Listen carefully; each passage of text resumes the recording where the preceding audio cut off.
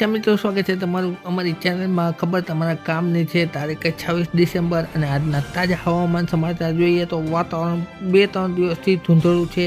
ધુમ્મસ પ્રકારનું વાતાવરણ જોવા મળી રહ્યું છે. સાથે સાથે ઠંડીનો પારો સારો એવો જોવા મળી રહ્યો છે. ત્યારે આગામી દિવસોમાં કયા વિસ્તારમાં થશે માવઠું તેમજ કેવું રહેશે તાપમાન, ઠંડી લગતી સંપૂર્ણ જાણકારીની વાત કરતાં પહેલાં જો અમારી ચેનલ પર નવા હોય તો ચેનલ સબસ્ક્રાઈબ કરી વિડીયો લાઇક તથા શેર કરી દેજો મિત્રોને.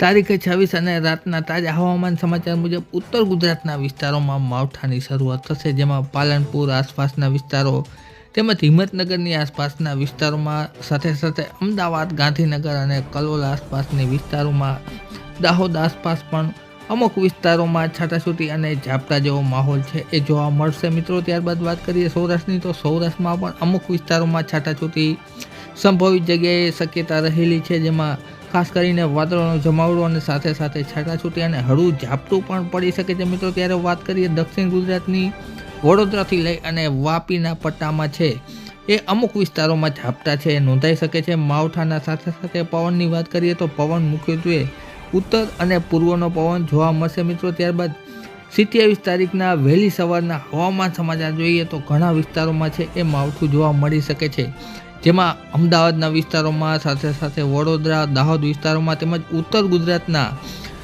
બનાસકાંઠા, સાબરકાંઠાના વિસ્તારોમાં સાથે સાથે અરવલ્લી જિલ્લામાં છે એ વાદળોના જમાવડાની સાથે સાથે ઘણા વિસ્તારોમાં છે એ ઝાપટા, હળવા ઝાપટા છે એ નોંધાઈ શકે છે મિત્રો. ત્યારે સૌરાષ્ટ્રમાં પણ ભાવનગરમાં તેમજ સાથે સાથે બોટાદના વિસ્તારોમાં, સુરેન્દ્રનગર, ધોળકા વચ્ચેના પટ્ટામાં પણ ઝાપટા છે એ નોંધાઈ શકે છે મિત્રો. અને વાતાવરણમાં સારી એવી અસ્થિરતા જોવા મળશે.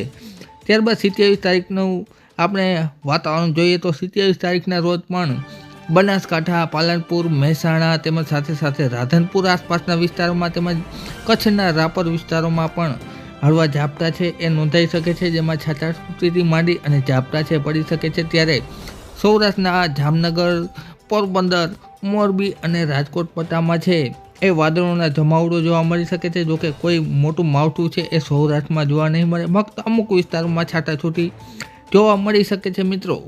ત્યારબાદ વાત કરીએ મિત્રો તારીખ 28 ડિસેમ્બરની તો મહત્ત્વની ખાસ તો એમાં એવું છે કે મોટું માવઠું છે એ સૌરાષ્ટ્રની, ગુજરાતની આસપાસથી પસાર થઈ જશે અને આ માવઠાનો મોટો છે આ વિસ્તાર તમે જોઈ શકો છો. વાદળોનો જમાવડો જે મધ્યપ્રદેશ, રાજસ્થાનથી લઈ અને મહારાષ્ટ્ર સુધી ફેલાયો છે, જેની અસર રૂપે છે આ વિસ્તારોમાં છે ઘણી જગ્યાએ છે એ ભારે માવઠા જોવા મળશે. જોકે સૌરાષ્ટ્ર કે ગુજરાતને આનાથી રાહત મળશે અને 28 તારીખથી અગાઉના વિડીયોમાં કહ્યું હતું એ મુજબ છે એ વાતાવરણ ચોખ્ખું થવા લાગશે. ફક્ત સીમિત વિસ્તારમાં, બોર્ડરની આસપાસના વિસ્તારોમાં છે એ છાટાછૂટીનો માહોલ જોવા મળી શકે છે. ત્યારે 29 તારીખની વાત કરીએ તો 29 તારીખના રોજ પવનો છે એ ઉત્તર પૂર્વના જોવા મળશે. જોકે ઠાર આવશે પણ ઝાકળની કોઈ એવી હમણાં શક્યતા નથી. 29 તારીખ સુધી ઝાકળ છે એ દેખાતી નથી મિત્રો, મોટા સમાચાર ગણાવી શકાય.